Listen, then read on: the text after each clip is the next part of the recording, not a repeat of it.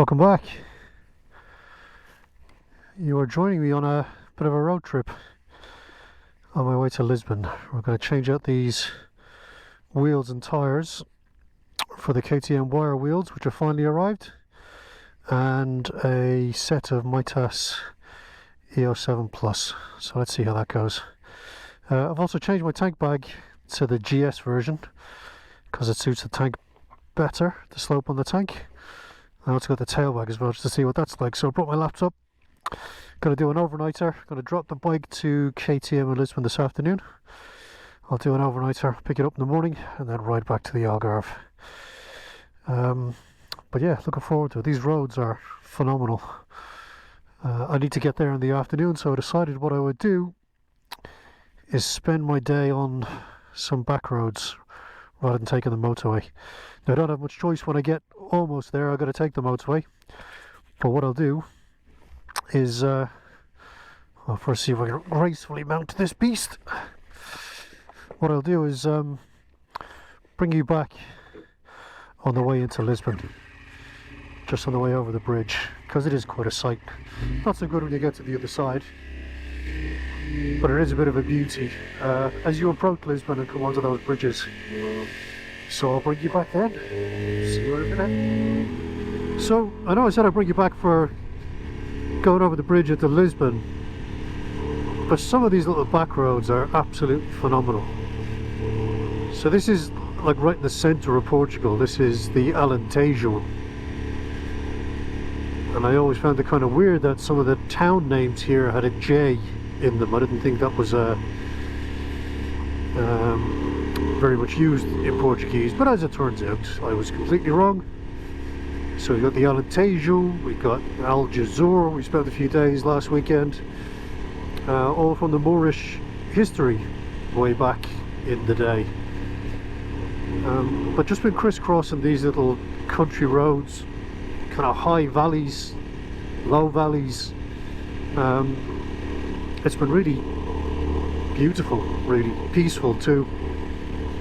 I mean, this is a Thursday afternoon, early afternoon,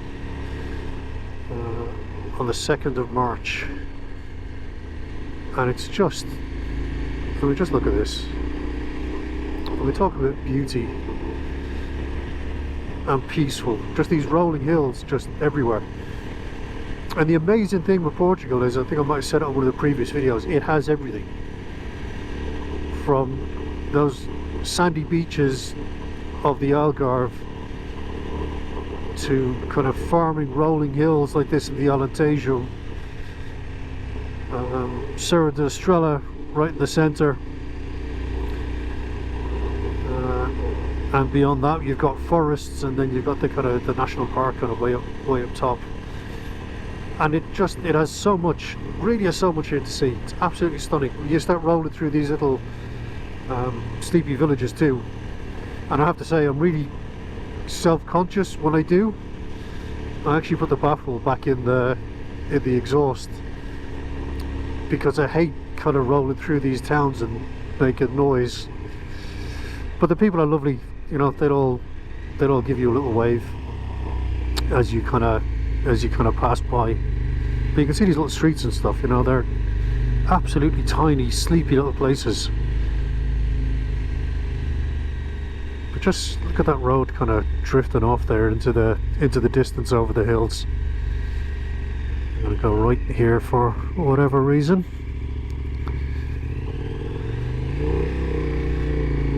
But as I said, you know, this is start of March.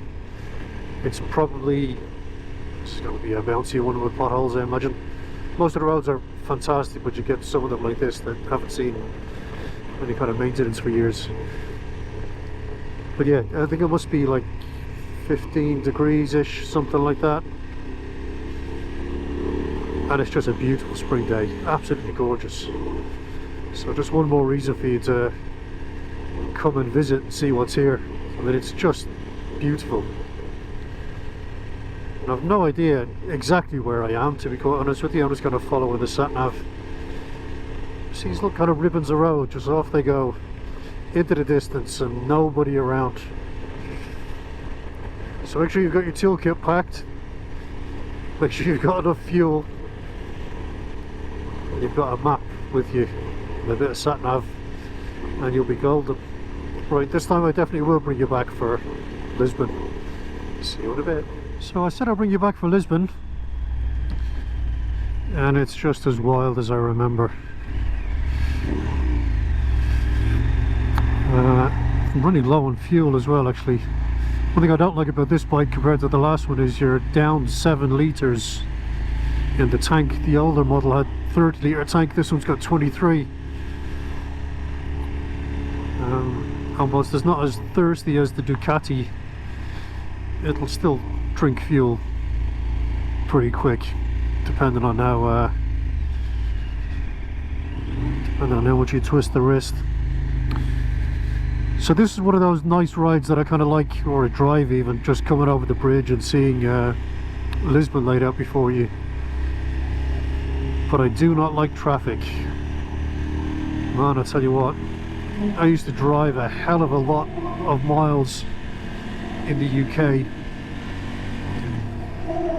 and a lot of that was on the M4, M6. Just look how beautiful that is.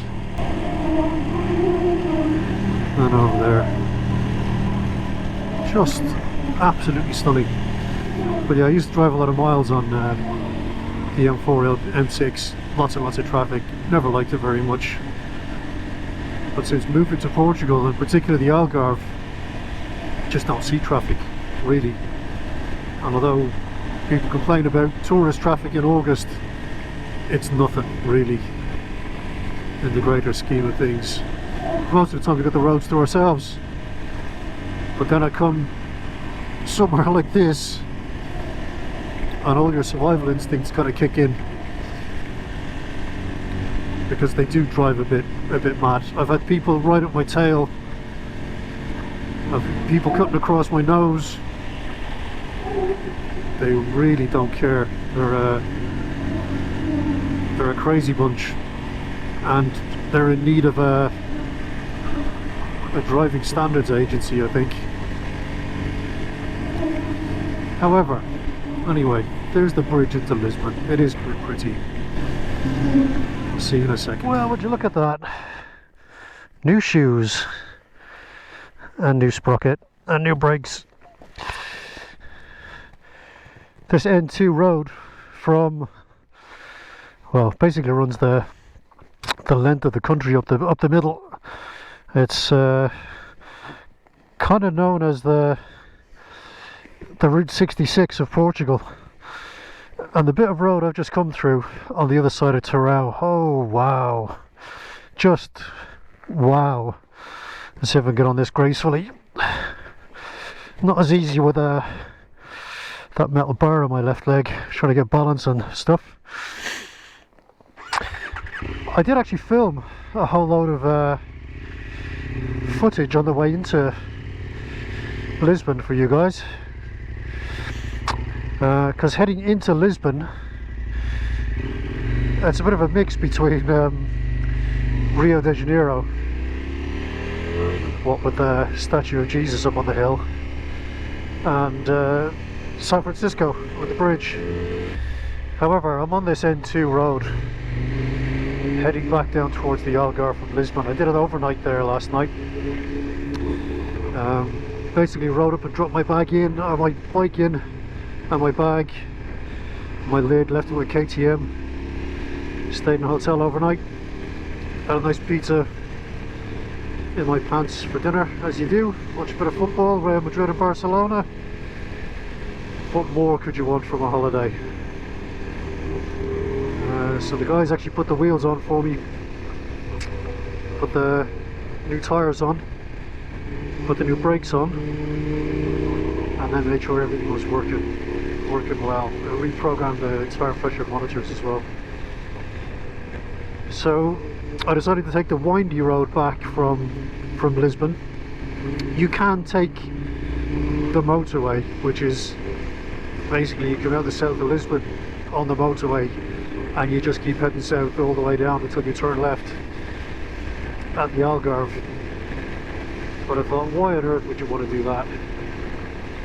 And I have, on more than one occasion, I have to say, had a bit of a whoop and a shout in my helmet on that road back there, because parts of it are like B roads, the back roads of Wales.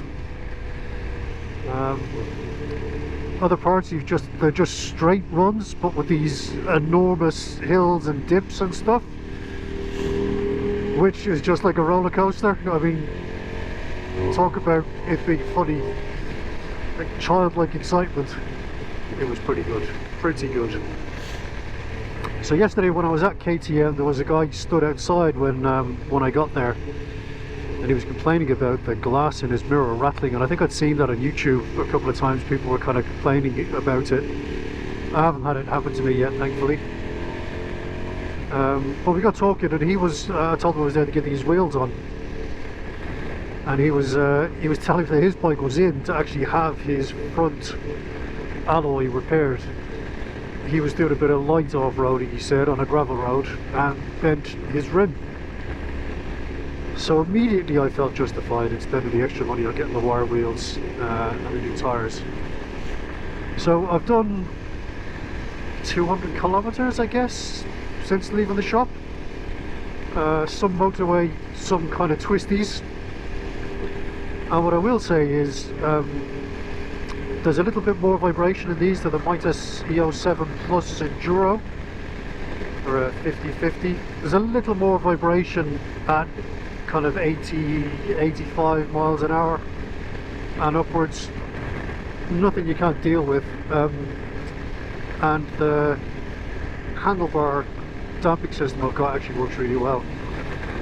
Nothing you can't handle. It's really good. I mean, we're floating along here at 100 kilometers an hour, which is what, 60-ish, something like that, and it's perfectly stable. But what I will say is, what I've learned on these, so they're good for the motorway, is what I'd say, at least in the dry. They seem to be pretty good. But these twisties, I have to say, they turn in really, really well. Really well. I mean, you almost can't tell you've got blocky tyres on. There's a really smooth transition. Now, that's probably because they're still new. I don't know how long that will last as they start to wear down. But they're grippy. They turn in really nicely. They feel really planted, really stable. They're really nice, really, really nice. Now, because I've also changed the brakes at the same time, you can't tell whether your stopping power is down to the tyres or down to the brakes. But what I will say is the combination of putting the Motomaster Flame discs and pads on and these tyres, they stop pretty well. You know, I've been trying little kind of bedding in procedures, if you will, kind of 20 mile an hour and just kind of coming almost to a stop and then rolling on again to 20 mile an hour and then trying to stop it. You do that kind of batches of 4 or 5. But now, I mean, these just really stop well. So I was kind of concerned about the back brake that was on here. It just didn't feel like it just wasn't stopping me, slowing me, stabilising the bike as I'd expected to. So when we took them off, we had a look, and turns out the pads were kind of mirrored, and they'd also been kind of taking bits out of or you could see bits on the disc where it looked like they were grabbing and then not grabbing, grabbing and not grabbing. It was pretty bad, but at least it explained why they were not working. But this has been really good. I mean, honestly, this ride back is exactly what I've needed. Exactly what I've needed, because I don't know, man, it's been a few years of stress and grief and kind of things going wrong. But just this simple joy of throwing your leg over the saddle, finding a twisty road in the sunshine. It's like 18 degrees, it's just gorgeous. But it's just absolutely phenomenal. Honestly, it's good for the soul, just food for the soul, really. There's the GNR Policia. had a little problem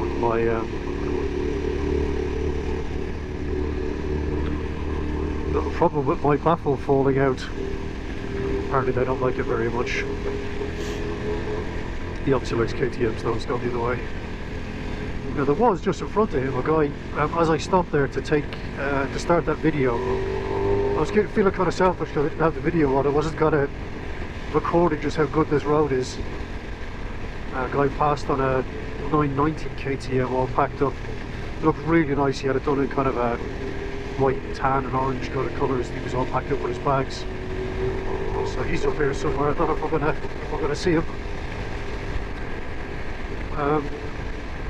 But I did get one surprise on this road. In one of the twisties I came around, and there was just a massive hole out of the side of the road, and I was too late to do anything about it. Still like 60 miles an hour. So I managed to kind of get my ass off the seat and then get my elbows and knees bent and just let the bike absorb it. And I really thought I was going to do my front wheel in. But I sat for a couple of miles with the tyre pressure displaying on the screen here, and it was fine, absolutely fine. So again, double justification for putting the wire wheels and slightly more off-roady tyres on. Soak up the potholes when you find them. Just look at these bends and see how quick that turns in. Just literally rolls over, and then you get to see eagles flying too.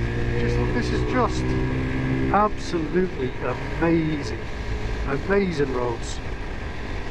And I think I was saying on one of the other videos just how much the landscape changes. Oh, here's how to do it on the KTM up here.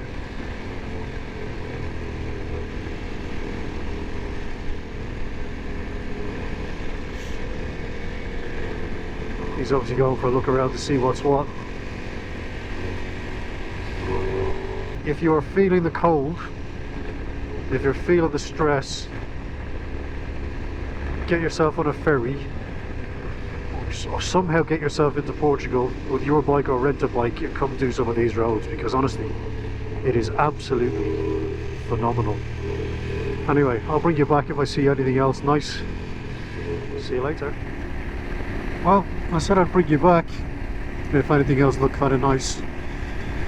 It was getting a little late, so I thought what I'd do is jump onto the motorway. But what a motorway it is as well. Just stunning, absolutely gorgeous. Heading towards sunset, riding through the hills, kind of floating along on cruise control at 70 miles an hour. Really liking this setup on the bike now actually. I didn't think I was going to like the cruise control, the automatic cruise control that kind of keeps distance. It's actually a lifesaver, to be fair. You don't have to, well, how do we say this? It's not that it allows you to be lazy, but if you miss something, like if traffic is stopping up ahead as you're kind of looking at your sat-nav or something, it's automatically watching and slowing down for you. On the face of it, I was kind of against it, because anything that kind of allows you to switch off for a minute is probably a bad thing. It gets you into bad habits. However, I think I'm changing my mind on it. But like lane assist on the cars, that it's, you know, it's not there to give you bad habits, but it's there as a safety net just in case. So I've kind of justified myself liking it on that basis. So it's been pretty nice in fairness. It's effortless to sit on the motorway and just cruise along behind traffic. And it'll slow you down and it'll speed you up. It allows you to just kind of catch your breath a little bit, which is quite nice. And kind of ensures your hands are kind of less tired than they, and arms are less tired than they otherwise would be.